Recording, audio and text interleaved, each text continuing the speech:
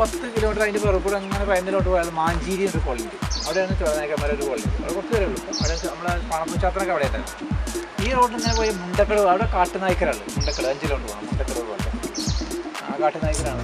അവിടെ ഉച്ചക്കുളം പോലെ കുറച്ച് അപ്പുറത്ത് പോകുന്നത് അവിടെ കാട്ടുനായ്ക്കരാണ്. പിന്നെ ഈ പാലം ഞാൻ പറഞ്ഞത് ഗട്ടർ പാലം. അത് ഇപ്പോഴാണ് ഊരിയെടുക്കാൻ പറ്റും. ഇതൊക്കെ ഈ നെട്ടൊക്കെ ഊരിയെടുക്കാൻ പറ്റുന്ന സാധനങ്ങൾ. അന്ന് ബ്രിട്ടീഷുകാരെന്ന് അവർക്ക് തേക്ക് കൊണ്ടാൻ വേണ്ടി പാലം വേണം. കാരണം വെള്ളം നിറച്ച് വെള്ളത്തിലൊക്കെ കടക്കാൻ പറ്റില്ല. അപ്പോൾ അങ്ങനെ ഒരു പാലം അന്നത്തെ കാലത്ത് 30 പണി തീർന്ന പാലാണ്. അതുണ്ടാക്കാൻ വന്ന ഡോസ് നിന്ന് പൈപ്പ് ഇവിടെ നിന്ന് ചാടി കുടിച്ച് താഴെ കൊണ്ട് വെച്ച് വയ്ക്കുക. അവിടെ ചോട്ടത്തിലൊക്കെ കടക്കും. അപ്പോൾ ഇത് വെണ്ടേക്ക് വരും. വെള്ളം വരെ നോക്കുമ്പോൾ വെണ്ടേക്ക് വരും. അതിന് ഇപ്പോഴത്തെ ഇല ഉണ്ടോ, മാവിൻ്റെ ഇല പോലെ ഇല, അതാണ് ചേര് എന്ന മരം. ചേര് അത് അലർജീൻ്റെ അപ്പുറത്താണ് ചേര്. അത് ചിലർക്ക് അതിൻ്റെ അടുത്ത് കൂടെ നിന്നാൽ തന്നെ കയറിയാണ്. ഞങ്ങളൊരു ഡ്രൈവറിൻ്റെ ഇവിടെ അയാൾക്ക് അടുത്ത് കൂടെ പോയി ഇവിടെ വണ്ടി പറപ്പിച്ചു വിട്ടു പുറത്തുമ്പോൾ. അതായത് എക്സ്ട്രാ വെക്കാം. ഇതൊക്കെ മരവൂട്ടിനെ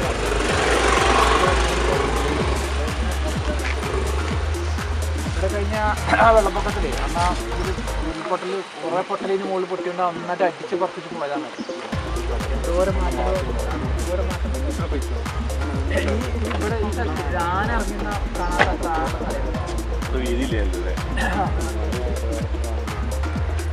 ഫുട്ബോളോടൊക്കെ ഉണ്ടാക്കാൻ പറ്റുന്നതായി.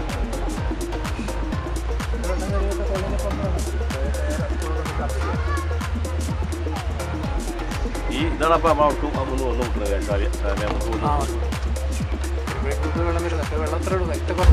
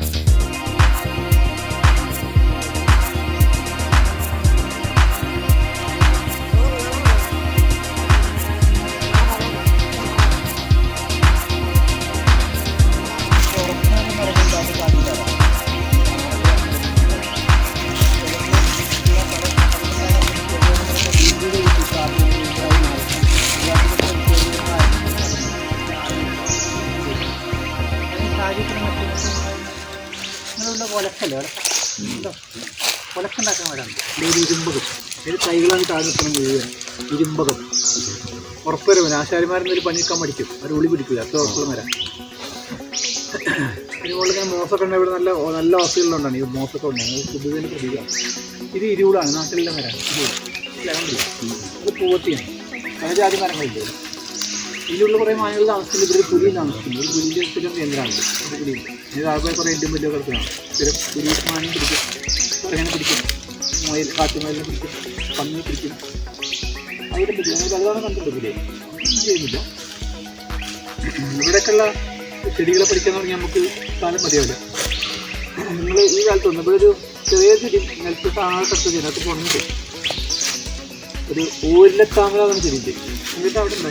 ഇല്ല, കാണാൻ പോയി. സമയം കഴിഞ്ഞാൽ ഒരു ജൂണിലുണ്ടായിട്ടേ ഒരു ആഗസ്റ്റൊക്കെ ആകുമ്പോൾ തീരും. 3 മാസം 4 മാസമൊക്കെ കാലാവധി അപ്പോൾ കാണാം. അത് അതിൻ്റെ അടിയിൽ കിഴങ്ങുണ്ട്. ആ കിഴങ്ങ് നമ്മൾ പച്ചക്ക് നമ്മൾ 48 മണിക്കൂർ നമ്മൾ ഉണ്ടാവില്ല.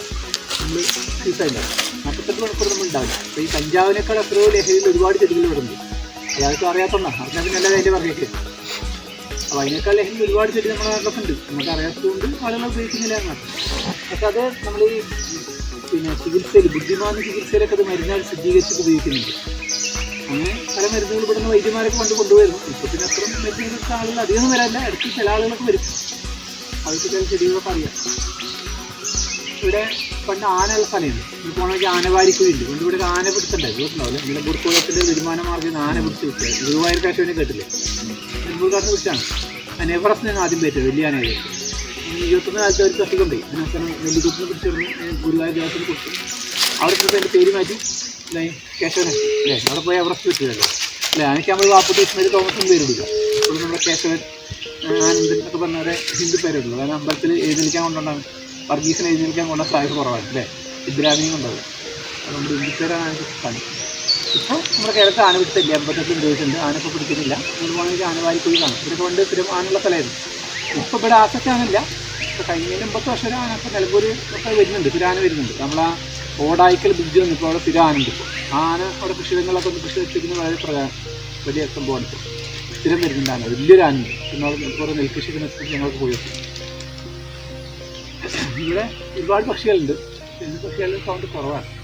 ഒന്ന് എല്ലാവരും കണ്ണടച്ചാൽ ഇവിടെ വരുന്നുണ്ട്. മനസ്സിലാക്കി. ഇല കണ്ടാൽ തിരിച്ചറിയാം.